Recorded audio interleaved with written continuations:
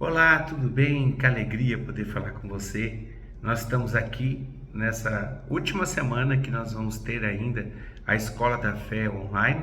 A partir da próxima semana, a gente já tem de volta a nossa Escola da Fé presencial. E nós estamos aqui ainda em Juazeiro do Norte, na nossa missão, onde nós estamos aqui levando a palavra de Deus. A gente tem mudado realidades, tem grandes coisas acontecendo aqui neste lugar, aonde Deus colocou como sendo o nosso confins da terra. E aqui a gente tem colaborado, contribuído para que o reino de Deus possa crescer também nessa terra. Nós temos uma ligação muito forte, um amor muito forte dentro de nós por essas pessoas que aqui estão, que fomos conhecendo ao longo das nossas viagens para cá e hoje fazem parte da nossa vida, da nossa história. E eu fico muito feliz com isso. Todos aqueles que aqui estão comigo, nós estamos numa caravana de 14 pessoas, sendo duas mulheres, que é a Sueli e a minha mãe, e nós somos em 12 homens. E nós louvamos ao Senhor aqui porque eu tenho certeza, eu tenho visto e sentido isso no coração, que Deus escolheu essas pessoas a dedo para estar aqui diante dos desafios que nós tivemos aqui em Juazeiro do Norte. Nós somos desafiados de muitas formas. Deus foi abrindo as portas para que a gente pudesse fazer todo o trabalho com excelência.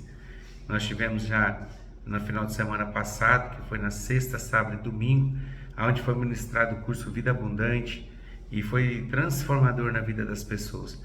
Durante toda essa semana eu ouvi muitos testemunhos daquilo que Deus fez através desse curso. E já prepare o seu coração, que logo a gente vai estar liberando as inscrições para que nós possamos ministrar o curso Vida Abundante aí em Cianorte. E eu tenho certeza que Deus vai falar imensamente ao seu coração através desse curso, como foi aqui, eu tenho certeza que vai ser aí também.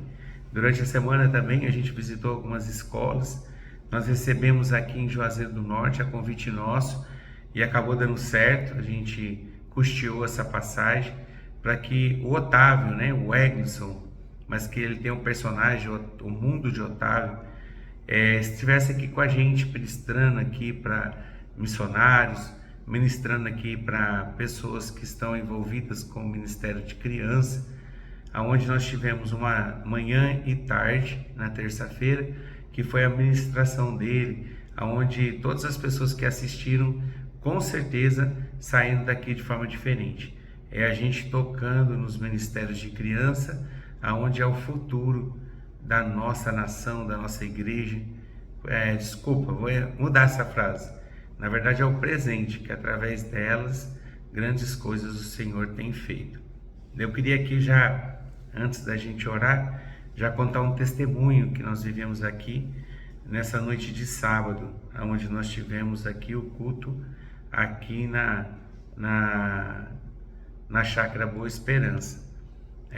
Nós tivemos batismos, como aconteceu semana passada, aconteceu nessa semana aqui também. Nós tivemos 4 pessoas que abriram o coração e aceitaram Jesus como Senhor e Salvador e que desceram as águas. Uma das pessoas que desceram as águas aqui me marcou muito, me marcou demais. É um menino com apenas 11 anos de idade, onde esse menino tem amadurecido muito.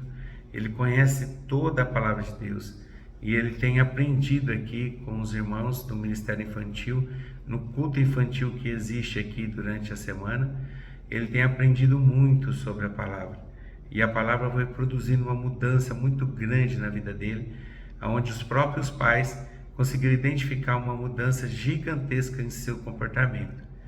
Mas tem um detalhe aqui que faz toda a diferença. Os pais são católicos, e o filho frequenta aqui o trabalho que existe com crianças no meio da semana, com quem é a líder, a Rosa, com o apoio do nosso casal de missionários aqui, o André e a Flávia. Mas foi assim, maravilhoso escutar o testemunho desse menino. Esse menino, ele tomou a decisão de descer as águas com os pais católicos, e os pais, vendo todo o processo de mudança e transformação que aconteceu na vida dele, autorizou que pudesse acontecer o batismo. E ele estava com a gente presente nesse sábado, a família toda, e foi muito emocionante batizar esse menino. Então nós estamos aqui nessa luta para que nós possamos aproveitar ao máximo cada momento e que a gente possa marcar a vida dessas pessoas que têm passado por aqui. O Egson, do Mundo de Otávio, teve um tempo com os missionários, foi tremendo que ele teve aqui, ministrou muito ao coração de cada um, colocando uma visão diferente de como lidar com o ministério infantil e com as crianças, capacitando esses missionários que lidam hoje com crianças, que têm uma estratégia de ganhar vidas através da vida das crianças, para que eles pudessem agir de forma mais assertiva. E foi tremendo o que Deus fez.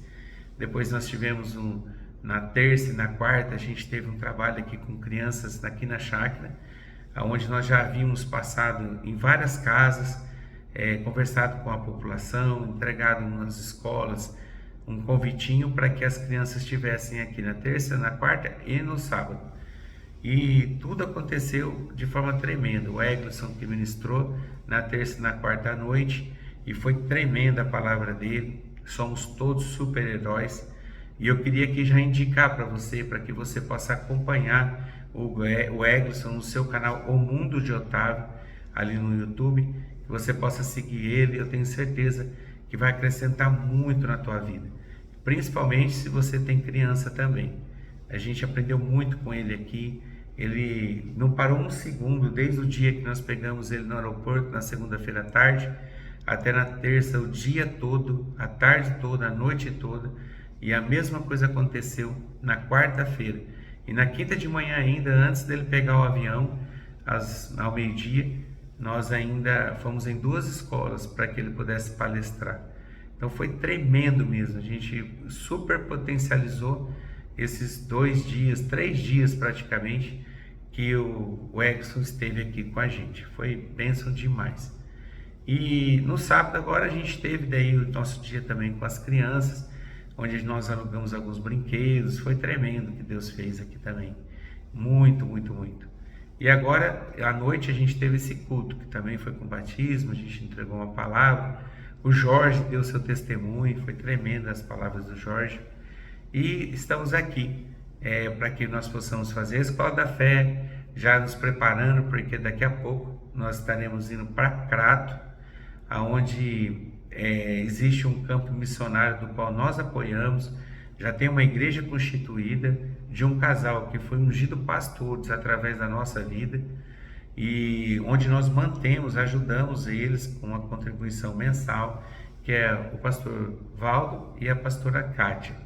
Então eles estiveram com a gente por vários momentos durante essa semana, trouxeram algumas pessoas para fazer o curso Vida Abundante, e amanhã a gente está indo, hoje, nessa domingo, nós estamos indo para esse impacto, que eu tenho certeza que vai fazer toda a diferença na vida dessas pessoas ali em Crato. Que você possa estar orando para que tudo ocorra conforme Deus tem planejado. Nós temos sempre potencializado ao máximo o nosso tempo aqui, dividindo as equipes, para que uma equipe possa estar com o pastor Ângelo produzindo, fazendo a diferença, e outra equipe andando comigo, para que nós possamos, de uma forma mais intensa, tocar em todos os lugares. Eu queria aqui, desde já, honrar a vida dos meninos que tiveram à frente de alguns trabalhos aqui, e eu queria contar um testemunho, e a gente entra aqui na palavra. A gente foi visitar um lugar, uma igreja, que é a igreja pentecostal, a Igreja de Deus Pentecostal no Brasil. E quando a gente chegou lá, era num vilarejo bem pequenininho, com pouquinhas casas, mas tinha essa igreja lá. E quando a gente entrou, a gente já foi várias vezes ali nas minhas viagens para cá, até porque um dos pastores que coordena todo o trabalho aqui no Sertão é um grande amigo nosso, que é o pastor Francisco, já esteve em Cianorte, já trouxe a palavra para a gente aí em Cianorte. E ele é de Manaus, mas conhece a frente missionária aqui em Juazeiro do Norte.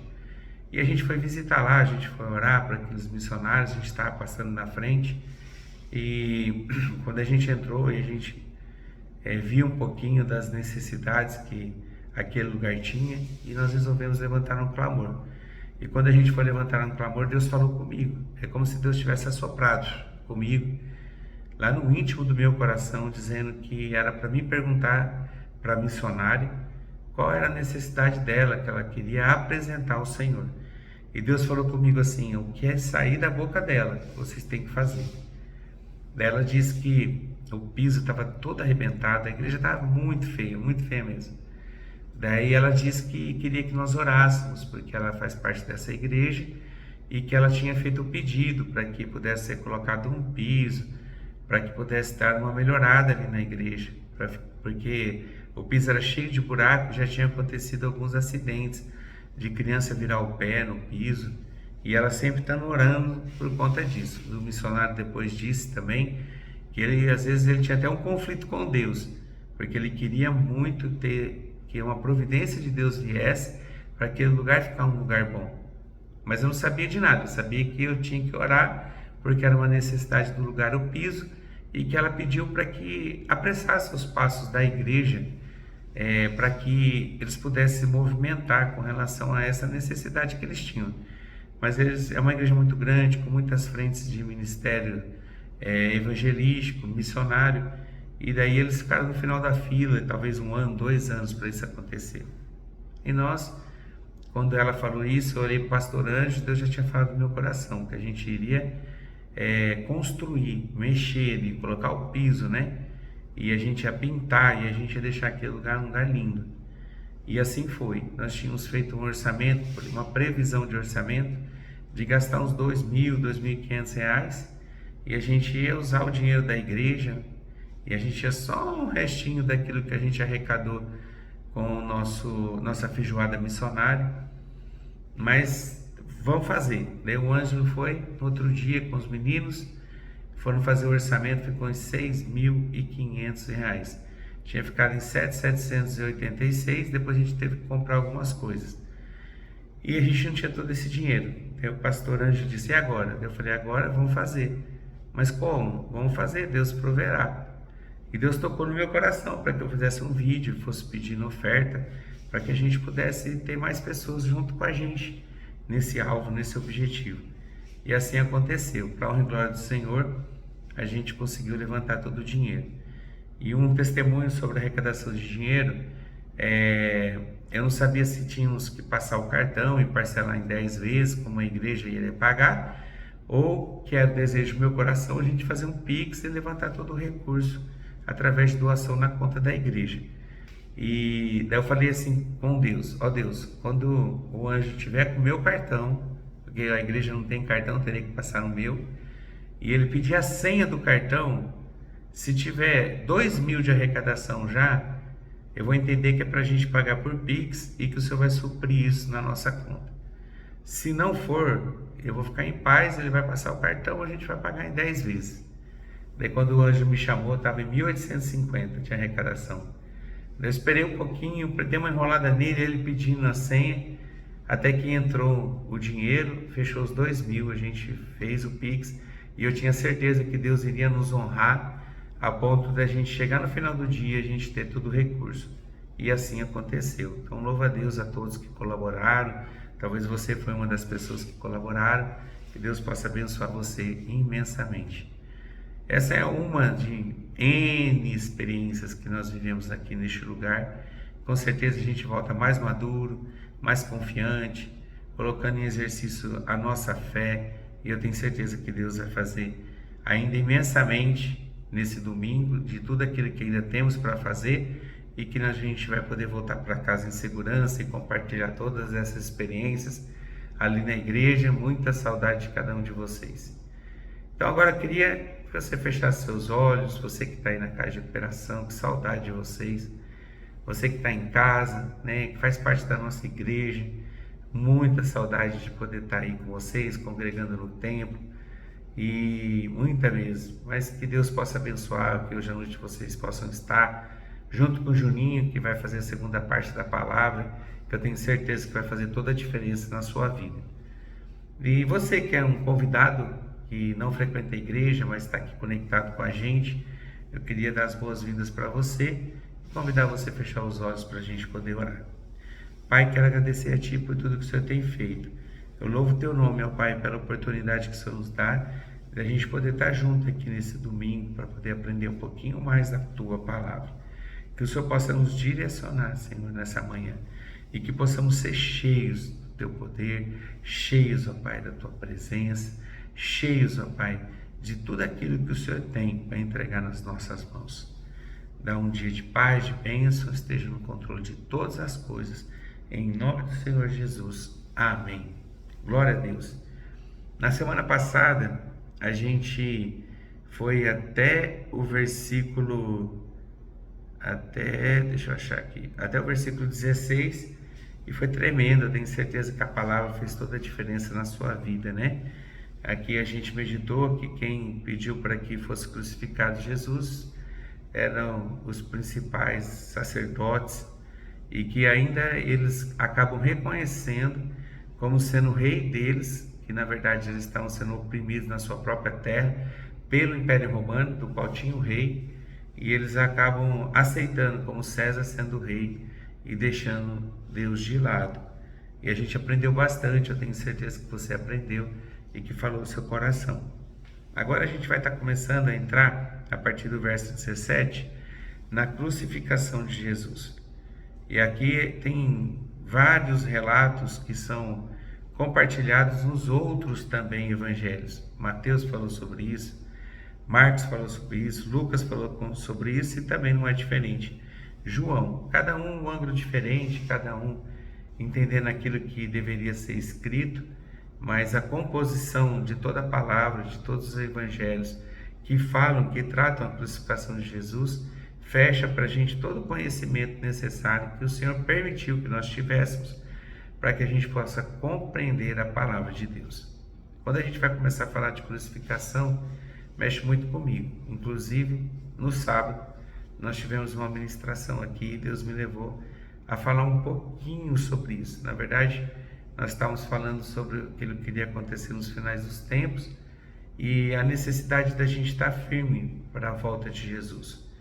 E uma das coisas que eu falei é que a nossa vida, ela deve retratar, mostrar aquilo que nós aceitamos quando a gente aceita o sacrifício de Jesus por nós. E esse momento da palavra que a gente vai meditar aqui é onde aconteceu o maior de todos os milagres, onde Jesus, que parecia uma derrota, ele foi crucificado numa cruz e morto, mas através desse sacrifício de Jesus, ele nos deu condição de ser co-participantes com ele, de tudo aquilo que ele tem para as nossas vidas, né?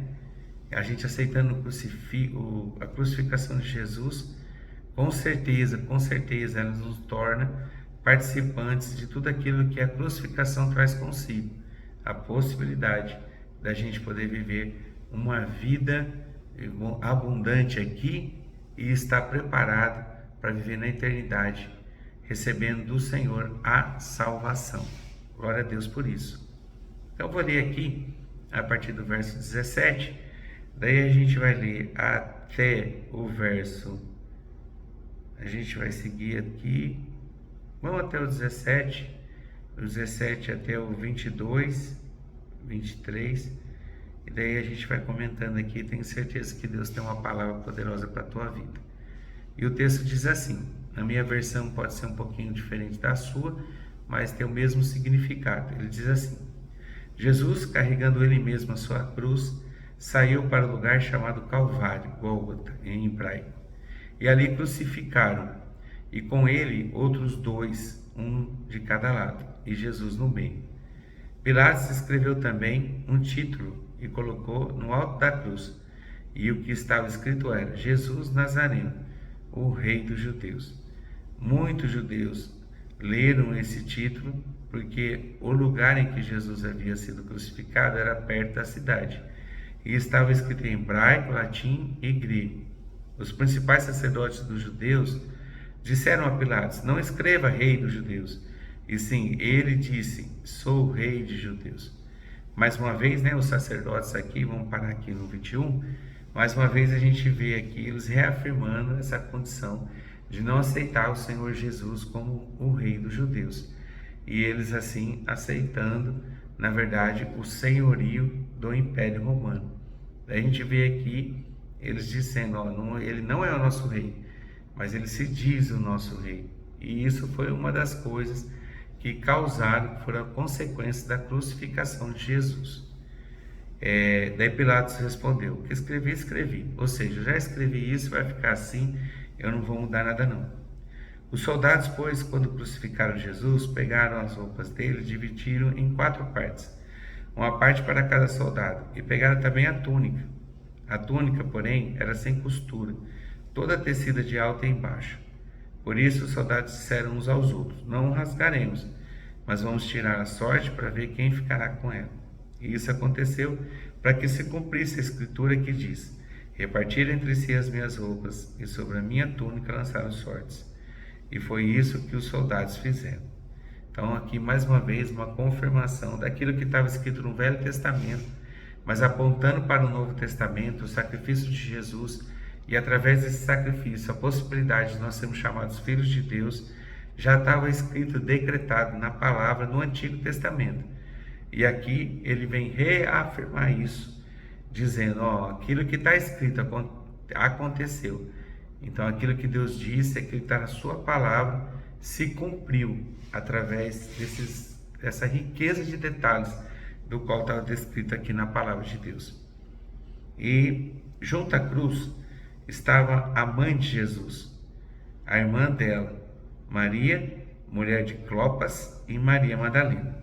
E vendo Jesus a sua mãe, e junto dela o discípulo amado, disse: aqui é o João falando dele mesmo, né? Quem era o discípulo amado era João.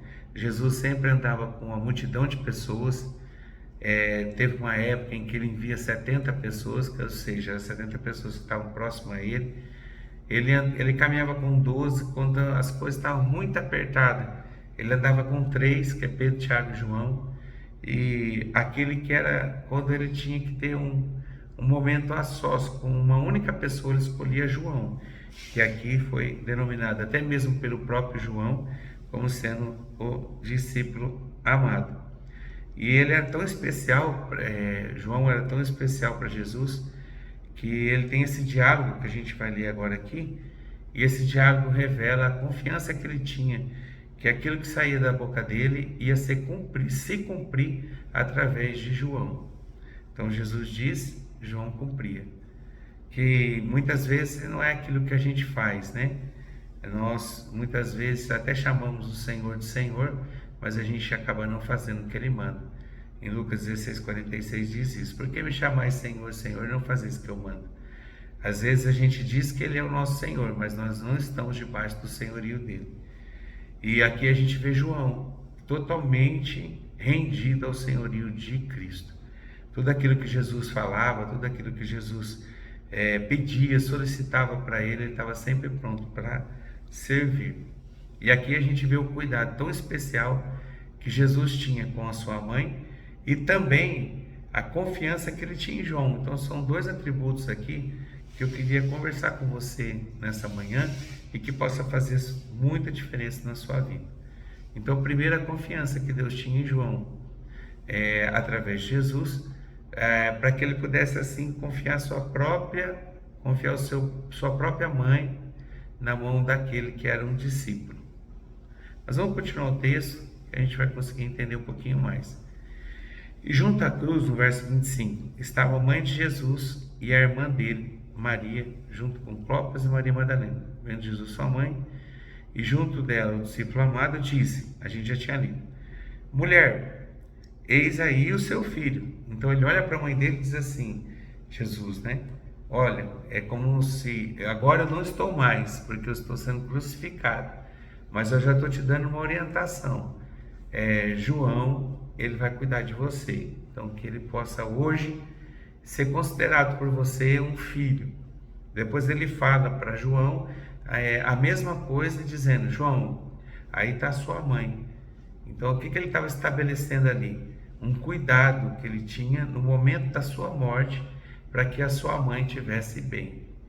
E ele diz, no verso 27, depois disse ao discípulo, eis aí a sua mãe. E dessa hora em diante o discípulo a tomou para casa. Eu queria focar aqui, para que nós possamos meditar um pouquinho nessa atitude, primeiro, de Jesus quanto à sua mãe, e depois, né, a de João, de obedecer e levar a mãe de Jesus para poder estar morando na sua própria casa. Então, primeiro, na verdade, é um mandamento, né, que a gente precisa honrar o nosso pai e a nossa mãe. Então, o quarto mandamento, ele vem uma promessa, mas essa promessa está vinculada a uma ação, uma atitude. Não é só você dizer que você quer viver por muitos anos aqui, para que se prolongue seus dias sobre a terra, mas é o que você precisa fazer para que você possa prolongar seus dias sobre a terra. Então, muitas vezes a gente quer receber a bênção do Senhor, mas a gente não quer pagar o preço para receber a bênção. A bênção de Deus na nossa vida sempre está condicionada a uma contrapartida nossa. Então, você faz, e porque você faz, você recebe. Então, a gente pode imaginar aqui, olhando para tudo isso, que na verdade a recompensa de alguma coisa ali vem depois de um esforço. Então, você faz para você ser abençoado. Então, existe o esforço para que venha depois a recompensa. E aqui a gente vê Jesus cumprindo com isso, né? Ele viveu esse mandamento, esse quarto mandamento, quando ele disse isso, abrindo seu coração para mãe, para João, dizendo: eu não vou mais estar com vocês, mas que vocês possam ser agora considerados, ela sua mãe, João, e você sendo filho. E eu vejo aqui o amor de Deus, né? O amor de Jesus se preocupando nos detalhes. E tem uma curiosidade aqui, não sei se você sabia, mas muitos historiadores defendem essa tese, porque se a gente lê o versículo 27, a gente vê que o discípulo a tomou para casa, ou seja, ele levou ela para estar na casa dele. Por que ela foi morar na casa dele? Porque na verdade ela não tinha mais casa, porque tudo indica, olhando agora para o contexto histórico da Bíblia, que Jesus, ele sendo condenado, se dizendo ser o próprio Deus e também blasfemando que Jesus não fez isso, mas eles entenderam que Jesus blasfemou quando ele olha para o templo. Ele diz que não ia ficar nem pedra sobre pedra, e ele não estava falando do templo terreno, ele estava falando do templo espiritual. E quando ele faz essa referência, é como se ele estivesse blasfemando contra a casa de Deus. E aí ele acaba sendo condenado. Então, esses dois pecados, ele se intitulando Deus, né, sendo, como a gente acabou de ver na leitura anterior, que foi escrito na plaquinha, né, na plaquinha que foi escrita pelo Pilatos, ele fazia referência que ele era o rei dos judeus. Então, até os sacerdotes disseram, né, que troca isso, coloca, ele disse, sou o rei dos judeus. Então, também, por se intitular o rei dos judeus, foi uma acusação que se agravou por conta daquilo que ele foi condenado. Eles tentaram pegar Jesus nessas duas coisas, ele dizendo que era o rei, e a segunda coisa é ele falando sobre a destruição do templo. Então, vamos lá. E aí, quando ele chega nesse momento, ele honra a sua mãe, vivendo exatamente esse mandamento, esse quarto mandamento, que faz toda a diferença. E esse quarto mandamento, ele é uma promessa que prolonga os dias sobre a terra, mas ele honra a sua mãe e ele entrega para que ela pudesse ser cuidada por João. E ela não vai para casa, vai para a casa de João, porque provavelmente havia um decreto que falava sobre isso, que quando era blasfemado contra o templo, a pessoa era crucificada, e a crucificação dela se dava com uma viga da casa. Então a casa era destruída, e uma das madeiras que dava sustentação à casa ia ser feito a cruz que ele ia ser crucificado. Então, como Jesus ele foi pego nesse pecado, que na verdade não foi, porque Jesus não estava falando do templo desse momento, ele estava falando do templo espiritual, mas porque Jesus falou e ele foi condenado por isso, ele acabou sendo crucificado com a madeira da sua própria casa, que deixou de existir. Mas ele, cuidando ali da sua mãe, ele diz: ó, João, pega minha mãe e leva ela para casa, cuida dela, porque ela precisa. E o texto continua, e agora a gente vai estar entrando aqui na morte de Jesus, que também os três evangelhos, eles fazem referência, E o texto no versículo 28 diz: Depois, vendo Jesus que tudo estava consumado, para que se cumprisse a escritura, disse: Tenho sede. E estava ali um vaso cheio de vinagre. Embeberam de vinagre uma esponja e, fixando num caniço de hisopo, aproximaram a esponja da boca de Jesus. Quando Jesus tomou o vinagre, que não foi água que lhe deram, foi o vinagre, disse: Está consumado. E, inclinando a cabeça, entregou o Espírito. Aqui Jesus, ele morre. Esse momento da morte de Jesus é um momento muito triste, né? Que dá uma falsa impressão de uma derrota, onde aquele que era o Rei dos Reis, aquele que ensinava, que curou, aquele que deu vida para aqueles que haviam morrido, quantos milagres de ressurreição aconteceu, onde as pessoas morreram e foram devolvidas de novo à vida.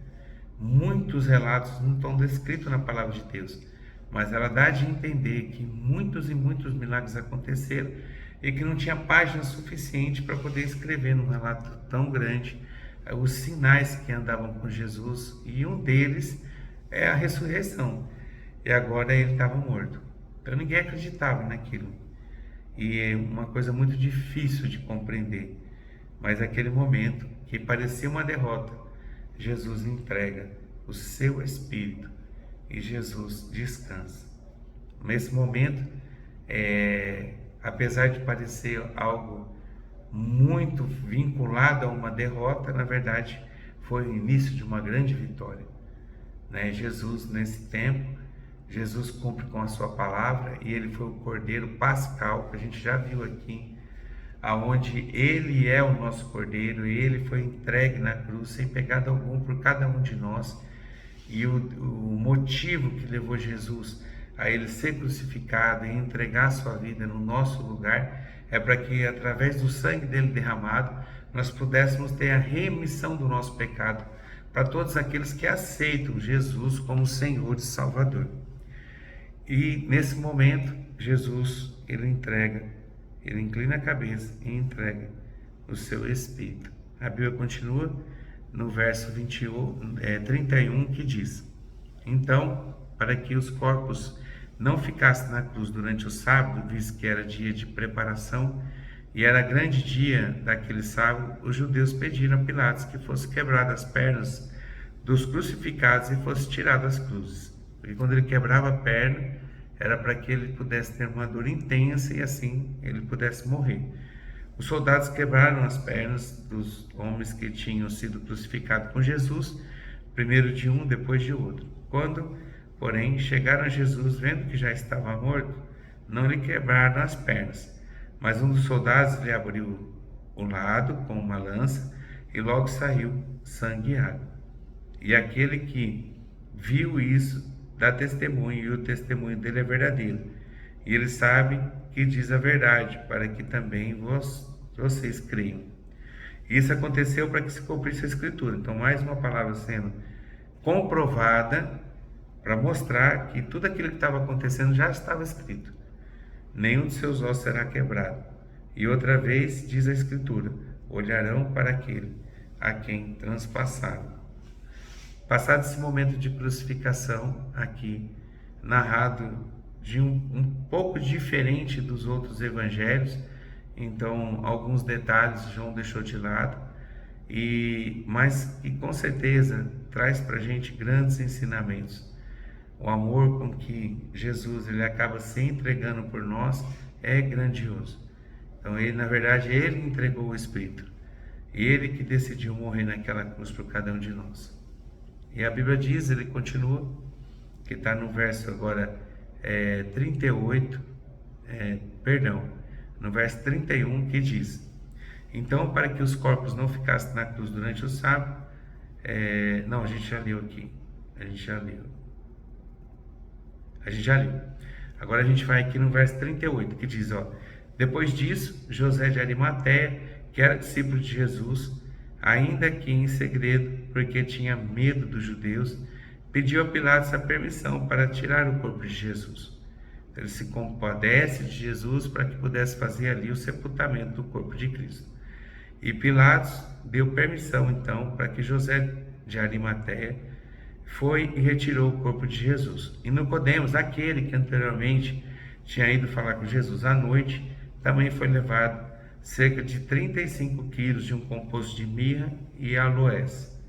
Tomaram, pois, o corpo de Jesus e o envolveram em lençóis com óleo aromático, como é de costume entre os judeus na preparação para o sepultamento. E no lugar onde Jesus foi crucificado havia um jardim, e neste jardim havia um túmulo novo, na qual nenhum ainda tinha sido colocado. E ali, por causa da preparação dos judeus e porque o túmulo ficava perto, colocaram o corpo de Jesus. Então a gente vê aqui um homem que realmente ele foi transformado através do encontro que ele teve com Jesus. Nicodemos foi aquele que chegou para Jesus à noite, escondido, e perguntou o que ele tinha que fazer para que ele pudesse ter a vida eterna. Daí Jesus disse que ele tinha que nascer de novo. Daí ele questiona Jesus e dizendo, como assim nascer de novo? Eu tenho que entrar no ventre da minha mãe de novo, novamente? Daí ele disse, não, quem é nascido de carne é carne, quem é nascido de espírito é espírito. Então aqui a gente pode ver a confirmação daquilo que aconteceu no coração de Nicodemos naquele dia. Então ele se encontra com Jesus e a partir daquele encontro ele teve a vida mudada e a ponto dele estar aqui. Mesmo sendo judeus que crucificaram a Jesus, ele estava se preocupando com o corpo de Cristo. E ele está ali, carrega o corpo de Cristo, juntamente com José de Arimateia, prepara o corpo para que ele pudesse ser sepultado. Então a gente vê aqui que uma mudança muito grande aconteceu na vida dele. E que o nome de Jesus é a minha expectativa, a expectativa do meu coração, que quando você se encontra com Jesus, se você já teve essa experiência, você sabe do que eu estou falando, nossa vida muda, nossa vida transforma. Se nosso encontro com Cristo ela não produzir essa mudança, você não se encontrou com Jesus. Você pode ter se encontrado com um monte de coisa, mas menos se encontrado com Cristo. Porque quando a gente encontra Jesus, a gente não quer largar mais. Quando a gente encontra com Jesus, a gente tem a nossa vida transformada. Quando nós encontramos com Jesus, a nossa vida passa a ser uma outra vida. Nicodemos, ele entra e procura no secreto falar com Jesus à noite. E aqui a gente vê ele nem um pouco preocupado com o que as pessoas iam falar, mas ele cuidando e zelando pelo corpo de Jesus. Um homem que realmente, nesse encontro, ele entendeu o que era nascer de novo.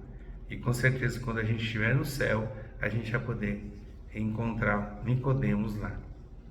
Foi um momento maravilhoso, narrado em todos os evangelhos, aqui de forma bem resumida por João, mas dá para a gente entender esse contexto. A gente vai terminar aqui hoje, para que a gente possa, na próxima semana, adentrar em João capítulo 20. E que em nome de Jesus, que tudo aquilo que foi ensinado, que foi falado nesse capítulo 19, possa ter produzido mudança na sua vida.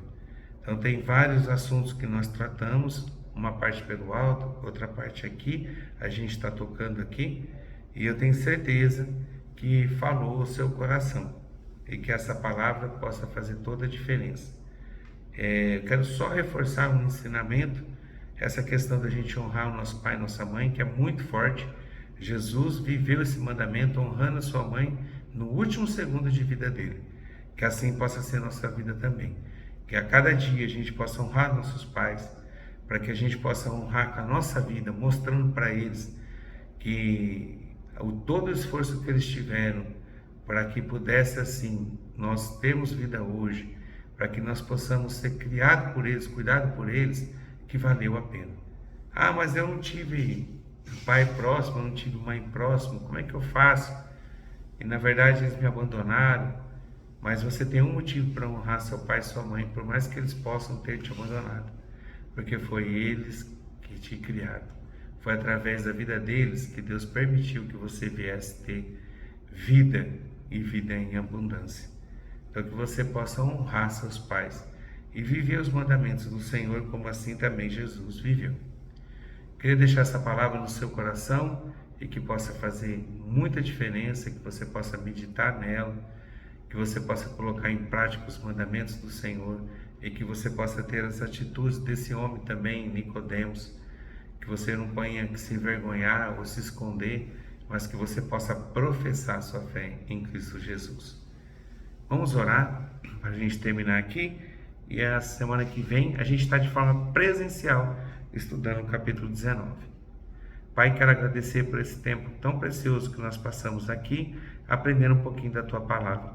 Que essa palavra, Senhor, possa fazer diferença nas nossas vidas, que possa trazer mudança de comportamento, que nós venhamos não nos vergonhar de Jesus, como assim foi Nicodemos, e que nós possamos, ó Pai, em nome de Jesus, no último fôlego de vida nossa, que a gente possa continuar honrando a vida do nosso pai e da nossa mãe, que a gente possa ter todo o cuidado pela vida deles. Obrigado por esses ensinamentos, ó Pai, que falou tanto ao nosso coração, e que na próxima semana os meus irmãos possam estar comigo de forma presencial, para que juntos nós possamos estudar e meditar na palavra de Deus. Obrigado por tudo, em nome de Jesus, amém. Deus abençoe você, nós esperamos você hoje no culto à noite, e o Juninho tem uma palavra poderosa vindo do trono de Deus para a tua vida, que você possa estar lá para louvar, engrandecer e exaltar o nome dele e ser ministrado da palavra do Senhor. Deus abençoe você, olhe para a nossa volta e que domingo que vem a gente possa estar juntos para glorificar esse Deus maravilhoso que tem feito grandes coisas na nossa vida. Deus abençoe você em nome do Senhor Jesus.